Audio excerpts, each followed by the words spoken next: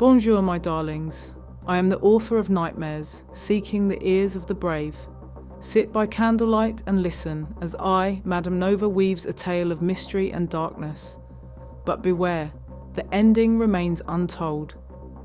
Dare to venture into the crypt of comments below to leave your mark and shape the final twist of this dark tale. The Room of Secrets. Cassidy jolted awake, her breath catching in her throat. At first she thought it was a nightmare, but the sound was real. Muffled sobbing, faint and haunting, echoing through the hall. She lay still, listening, trying to convince herself it was her imagination. Beside her, Ethan slept soundly, his breaths deep and steady. The sound didn't stop. Quietly, Cassidy slipped out of bed, her bare feet meeting the cold wooden floor. She wrapped her robe around herself and stepped into the dimly lit hallway. The sobbing seemed to grow louder as she walked, leading her past the familiar rooms of their sprawling new home. This house had been Ethan's dream, a grand old estate on the edge of town. Cassidy had hesitated when he proposed they buy it, unsettled by its sheer size and the sense of history that clung to its walls. But Ethan had been insistent, his excitement infectious. Now she wasn't so sure. The sound led her to a door she didn't recognize. Narrow, unassuming, and painted the same color as the wall, it blended in almost seamlessly. She hesitated, her hand hovering over the doorknob. The sobbing stopped. Cassidy's heart raced as she tested the knob. It was locked. She pressed her ear to the door, straining to hear anything beyond it, but the house had fallen silent again. Unease crept over her, but she told herself it was nothing. She returned to bed, trying to ignore the lingering sense of wrongness. The next day, curiosity gnawed at her. Over breakfast, she casually mentioned the door to Ethan. "Did you know there's a locked room at the end of the hall?" she asked. Ethan looked up from his coffee, his expression unreadable. "Oh, that. It's just storage. Probably locked for a reason.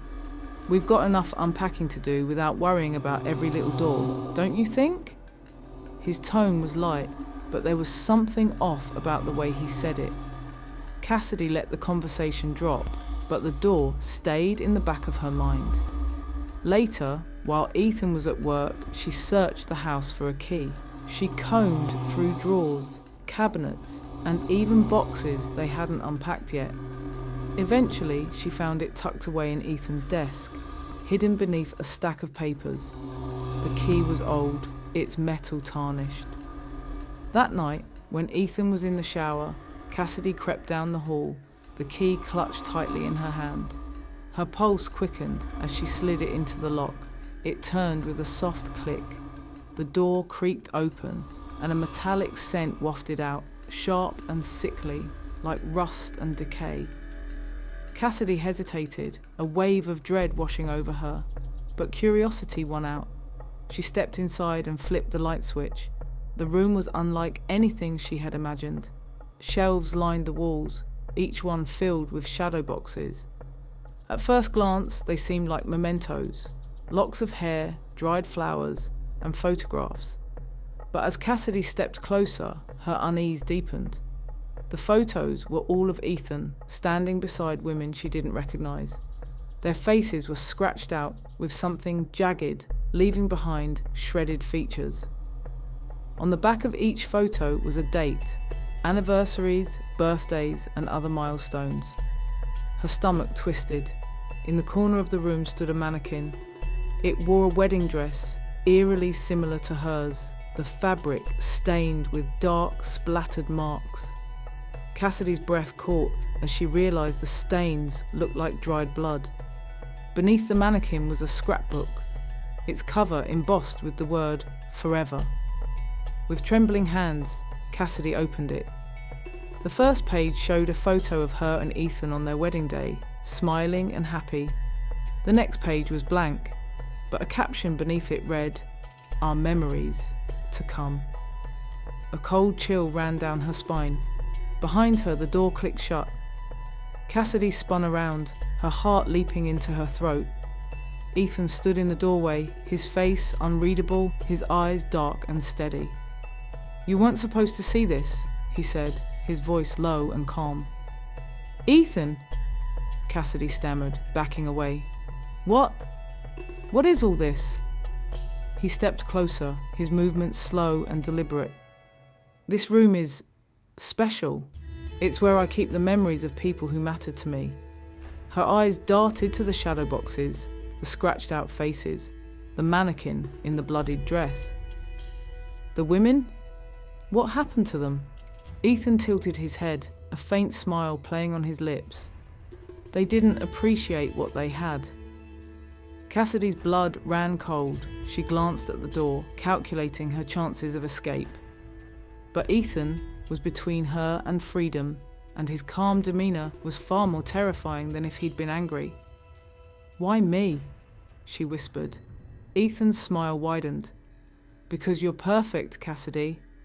And I don't want to lose you, but now that you've seen this..." He trailed off, his meaning clear. Desperation surged within her. She grabbed the scrapbook and hurled it at him, using the momentary distraction to dart past him and out the door. Cassidy ran blindly through the house, her heart pounding, her breath coming in ragged gasps.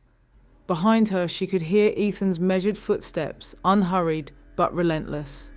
She made it to the front door, fumbling with the lock before throwing it open and sprinting into the night. Cassidy never went back to the house. She reported what she found to the police, but by the time they searched it, the room was empty. No shadow boxes, no mannequin, no scrapbook, nothing. Ethan had vanished, leaving no trace behind. To this day, Cassidy doesn't know where he is. Sometimes she wakes in the middle of the night, certain she hears footsteps outside her window or the creak of a floorboard in the hall. She knows he's still out there, watching, waiting, and she knows it's only a matter of time before he finds her again.